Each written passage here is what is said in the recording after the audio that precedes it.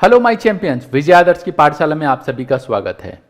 Theory based of accounting काफी important chapter है। पिछली क्लास में हमने कुछ इंपॉर्टेंट टर्म्स के बारे में डिस्कस किया। आज वाली क्लास में भी काफी इंपॉर्टेंट टर्म्स को हम डिस्कस करेंगे। तो चलिए जरा इसको स्टार्ट करते हैं। और मैंने जो डिस्कशंस की थी लास्ट क्लास में, जो डिस्कस किया था, टॉपिक्स को बताया था, ये सब डिस्कस कर लिया था कि ये क्या है, ये क्या है, ये क्या है। आज मैं 4 नंबर टॉपिक को डिस्कस करूंगा, जिसमें हमने काफी सारे अकाउंटिंग के जो प्रिंसिपल्स हैं उसको हम डिस्कस करने वाले हैं। और यहाँ पे कुछ मैंने 11 प्रिंसिपल्स लिखे हैं, जिसको एक एक करके डिस्कस करेंगे। ये अकाउंटिंग का बेस है और चैप्टर काफी इंपॉर्टेंट है, इसलिए गलती से भी किसी भी कॉन्सेप्ट को स्किप करने की कोशिश मत करना। पहली बात। दूसरी बात ये, कोई भी कंफ्यूजन, कोई भी दिक्कत होती है तो नीचे आप कमेंट में पूछ सकते हैं। बहुत सारे बच्चों ने ऑलरेडी पूछना चालू कर दिया है। बहुत अच्छा लगता है जब आप मुझे प्रेस करते हैं, बहुत अच्छा लगता है जब आप अपने नीचे डाउट पूछते हैं, अच्छा लगता है मुझे रिप्लाई करना। तो इसलिए नीचे डियर अपने जो क्वेरी है, जो मतलब एक तरीके से जो अगर आपको कोई चीज अच्छी लगती है तो मुझे जरूर बताओ, है ना।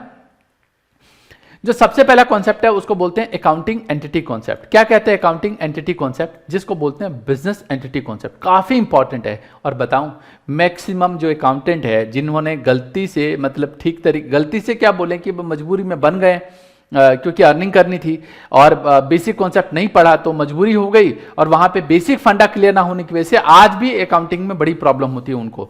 10-10 साल, 15-15 साल अकाउंट्स में काम करते हो गए, लेकिन बेसिक फंडा क्लियर ना होने की वजह से रटी रटाई चीज तो आती है, लेकिन थोड़ा से भी बदल गया तो दिक्कत होती है। तो इसलिए गलती मैंने बोला ना कि गलती से भी जो कॉन्सेप्ट है बिल्कुल मत छोड़ना। समझो जरा, ये बिजनेस एंटिटी कॉन्सेप्ट क्या कहता है कि business and businessman are two different things. कहानी सुनाता हूं मैं। विजय लाल जो है अपने दोस्त रामलाल की दुकान पे जाता है। नई नई दुकान खोली, परचून की, मुहूर्त था, पहुंच गया। अरे यार बहुत अच्छी दुकान खोली यार, कॉन्ग्रेचुलेशन यार। तो मुराद लाल जो कहता है, वो जो उसका दोस्त है, विजय लाल का दोस्त है, मुराद लाल चलो ले लेते हैं, रामलाल बोला, मुराद लाल बोला, जो भी है, उसको बोला कि यार बहुत बढ़िया, तूने बहुत अच्छी दुकान जो है खोली है, कॉन्ग्रेचुलेशन। बहुत खुश होता है वो। कहता है चल एक काम कर, सामान निकाल दे तू। पर्ची लेके आया, उसकी वाइफ ने पर्ची पकड़ाई थी विजय लाल की, पर्ची दे दिया उसके अपने दोस्त को। उसने बोला छोटू इधर आ, सारा सामान निकाल बाबूजी का। सामान निकाला। सामान निकालने के बाद बोला गाड़ी में सारा का सारा सामान पैक करके गाड़ी में रख दे। छोटू ने रख दिया। अब भाई आया चलने की बारी। विजय लाल अपने दोस्त को बोलते हैं अच्छा भाई चल मिलते हैं अगली बार। उसका जो दोस्त है वो बिल्कुल भौचक्का हो गया। कहते क्या बात कर रहे हैं, पैसा कौन देगा। कहते अरे यार तू मेरा जिगरी यार है, तू भी पैसे मांगेगा क्या। आप समझ सकते हो कि क्या सिचुएशन रही होगी। फिर विजय लाल के दोस्त ने बहुत अच्छे एग्जाम्पल से उसको बोला। कहता भाई देख, घोड़ा अगर घास से दोस्ती करेगा तो खाएगा क्या। बहुत अच्छा एग्जाम्पल है इस चीज का समझने का कि business and businessman are two different things. इस चीज को अच्छे से समझना। तो बिजनेस और बिजनेसमैन दोनों अलग अलग हैं। अगर आप इसको कंबाइंड लेके चलोगे तो बिजनेस कभी भी नहीं होगा। समझ गए। तो इसलिए मालिक अलग है और जो बिजनेस है वो अलग है। अकाउंटेंट जो है वो बिजनेस, आप एक चीज समझ लो, आप सभी अकाउंटेंट हो, अकाउंट्स पढ़ रहे हो ना, अकाउंटेंट हो, चाहे आप अकाउंटिंग में जॉब करने वाले हो, चाहे आप बेसिक अकाउंटिंग पढ़ रहे हो, चाहे 11th क्लास के स्टूडेंट हो, चाहे 12th क्लास के हो, चाहे ग्रेजुएशन पढ़ रहे हो, चाहे सीए पढ़ रहे हो, कुछ भी हो, एक चीज अच्छे समझ लो कि आप सभी अकाउंटेंट है। और कोई भी चीजें जो पढ़ रहे हैं हम लोग, वो बिजनेस के व्यू पॉइंट से सोचना है, न कि बिजनेसमैन के व्यू पॉइंट से। तो आप सभी आज से अकाउंटेंट हो, अच्छे से समझ लो। और अकाउंटिंग आपको बिजनेस के व्यू पॉइंट से करना है, न कि बिजनेसमैन के व्यू पॉइंट से। तो यहां पे बहुत सारे लोग गलती कर बैठते हैं और कहते हैं ना, दिल पे लगा लेते हैं बात, और वहां पे गड़बड़ हो जाती है। नाउ यहां पे कुछ चीजें बताई है कि accounting is always done from the view point of business and not its owner. Owner के व्यू पॉइंट से नहीं होता है, बिजनेसमैन के व्यू पॉइंट से नहीं होता, बिजनेस के व्यू पॉइंट से होता है। बिजनेस के व्यू पॉइंट से सारी अकाउंटिंग करते हैं। यहां पे एक बात और भी बताया कि जो मालिक का खुद का पर्सनल खर्चा है उसको सेपरेट लिया जाता है और ड्राइंग की तरह ट्रीट किया जाता है।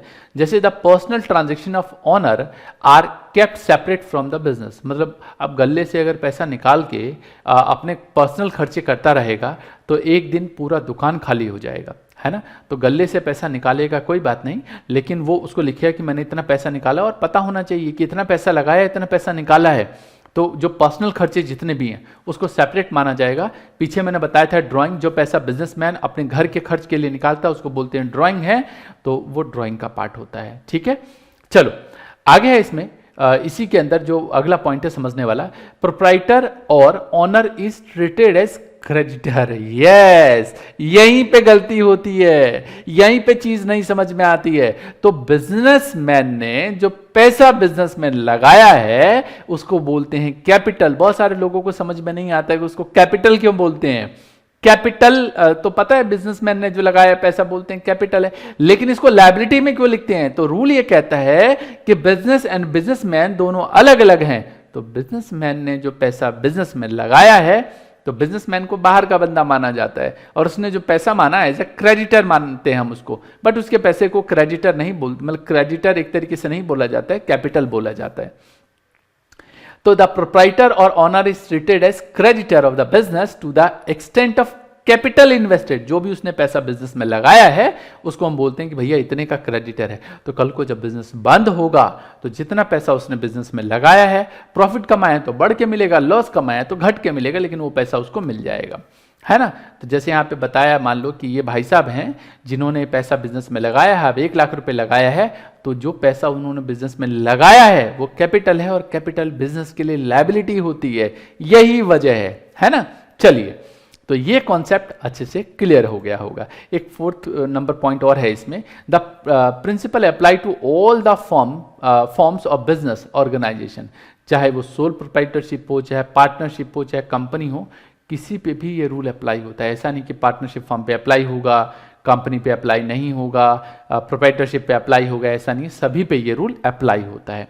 तो पहला अच्छे से समझ में आ गया होगा, जो पहला कॉन्सेप्ट पढ़ा कि business and businessman are 2 different things. इसको बोलते हैं बिजनेस एंटिटी कॉन्सेप्ट। अच्छी तरीके से समझ में आ गया होगा, एग्जाम में भी कई बार पूछते हैं इसको। अगला है इसमें money measurement concept. Money measurement concept क्या होता है जी? बिजनेस में कोई भी चीज जो रिकॉर्ड होता है वो मनी के फॉर्म में रिकॉर्ड होता है। मैं बोलूं आपको, ये मेरे पास एक मोबाइल है, चलो एक मोबाइल है मान के चलते हैं, ये एक पेन है जिसकी कॉस्ट 25,000 है, टूटा फूटा पेन इस्तेमाल करता हूँ, देख लो भाई, लेकिन 25,000 का क्या करें। तो 25,000 का, वो सॉरी 25,000 बोल रहा हूँ मैं, यहाँ पे वैल्यू की बात ही नहीं हो रही थी। मैं कहूँ मेरे पास एक मोबाइल है, ये एक पेन है, इसके अलावा मेरे पास कंप्यूटर है, कैमरा है, इसकी कोई वैल्यू नहीं है जब तक इनको मनी में मेजर ना कर सकें। तो अकाउंट्स में जितनी भी चीज़ें होती हैं उन सबको हम मनी में मेजर करते हैं। तो according to this principle only those transactions and events are recorded in the books of accounts. Books of account मतलब बैलेंस शीट में, विच या बैलेंस शीट बनाओ या जो भी हम अकाउंटिंग में, लेजर हो गया, जर्नल एंट्री हो गई, उन सभी को बोलते हैं बुक्स ऑफ अकाउंट। तो which are capable of being express in terms of money. मैं कहूँ मेरे पास 2 बिल्डिंग है, 4 मशीन है, 10 फर्नीचर, 1 कार है, कोई वैल्यू नहीं है जब तक आप इसको मनी में मेजर ना कर सको। तो इन सभी की मनी मेजरमेंट वैल्यू होती है और मनी में मेजर करके लिखते हैं।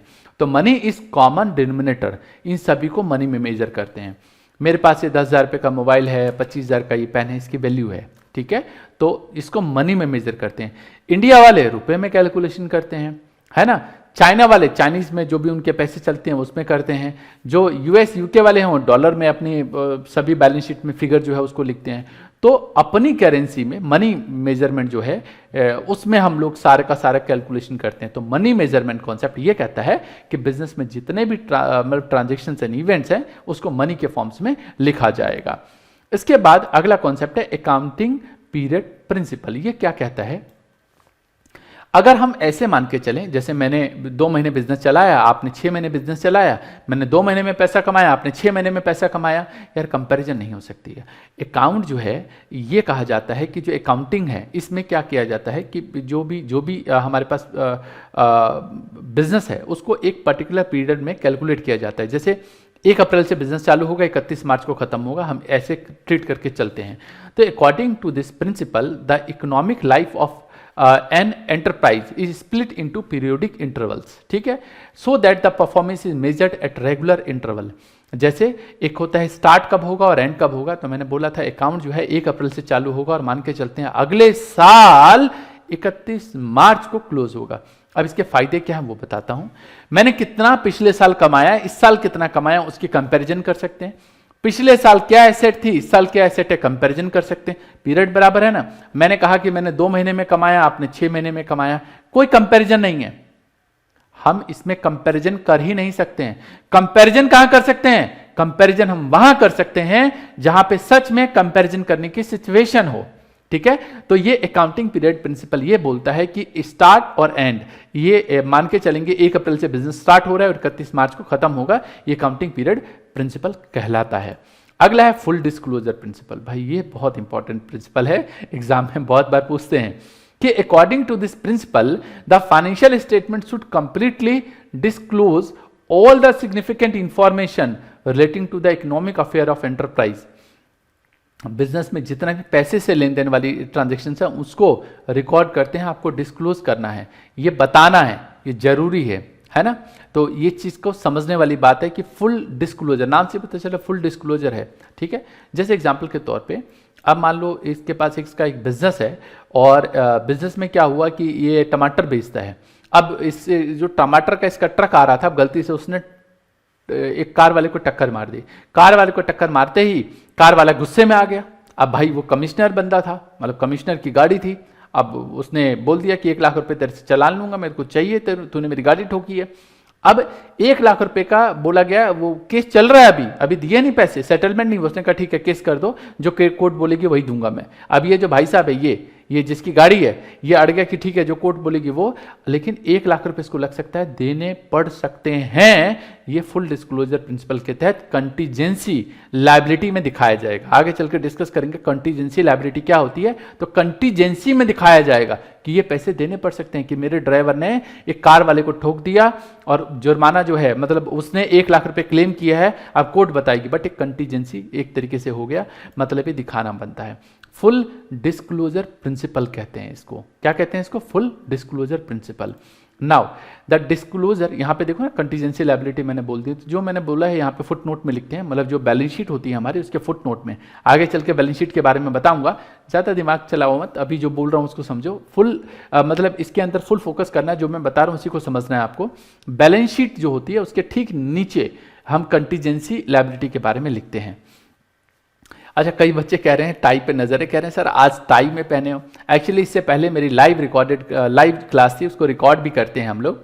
तो जितने भी बच्चे, बताया था ना हमारा लाइव बैच चालू हो रहा है, और अभी 11th के लिए खुशखबरी ये है कि 18 तारीख को एक ट्रायल क्लास का एक ऑप्शन है। तो आप में से जो भी बच्चे हैं जो इस ट्रायल के लिए, बट पेड है ये, तो जो भी बच्चे जो ट्रायल लेना चाहते हैं वो उसको ज्वाइन कर सकते हैं, मुझे मैसेज कर सकते हैं। आपको पता है व्हाट्सएप नंबर नीचे दे रखा है हमने, तो आप मुझे व्हाट्सएप कर सकते हैं अगर आपको ट्रायल लेना है इसका। तो अच्छा, तो उसी एक 12th की क्लास चल रही है, तो उसी के लिए मैंने टाई पहना था। और जनरली मैं क्लास जो है, जो मेरी क्लास की रिकॉर्डिंग्स होती है यूट्यूब के अलावा, जो यूट्यूब के वीडियोस बनाता हूँ उसके अलावा, तो हम टाई पहनते हैं। तो मैंने सोचा क्या चेंज करना, थोड़ा अच्छा लगता हूँ, अच्छा लगा, मतलब दिखाऊं अपने आप को। तो कैसा लग रहा हूँ जरा मुझे नीचे कमेंट में बताओ कि भाई टाई में कैसा लग रहा है आपको। और आप में से जितने भी बच्चे जो लाइव ऑनलाइन जो पेड लेक्चर है वो ज्वाइन करना चाहते हैं, तो नीचे मुझे कमेंट करो, मैं लिंक दे दूंगा, उसमें सारी इन्फॉर्मेशन वहाँ पे है ना। चलिए, तो ये जो चीज़ें मैंने बताई उसको अच्छी तरीके से आपने क्लियर कर लिया होगा। जो अभी तक हमने डिस्कस किया उसमें अकाउंटिंग एंटिटी प्रिंसिपल पढ़ लिया, मनी मेजरमेंट और अकाउंटिंग पीरियड और फुल डिस्क्लोजर, 4 प्रिंसिपल अच्छे से पढ़े, याद करो और नीचे मुझे कमेंट में बताओ अगर अच्छा लगा है तो। कोई भी किसी भी तरीके की कंफ्यूजन, कोई डाउट है तो नीचे मुझे कमेंट में बताओ। वीडियो कैसी लग रही है ये भी मुझे बताओ। मिलूंगा नए कॉन्सेप्ट के साथ जो नीचे के टॉपिक है अगली क्लास में। तब तक के लिए all the best, take care, जय हिंद, जय भारत।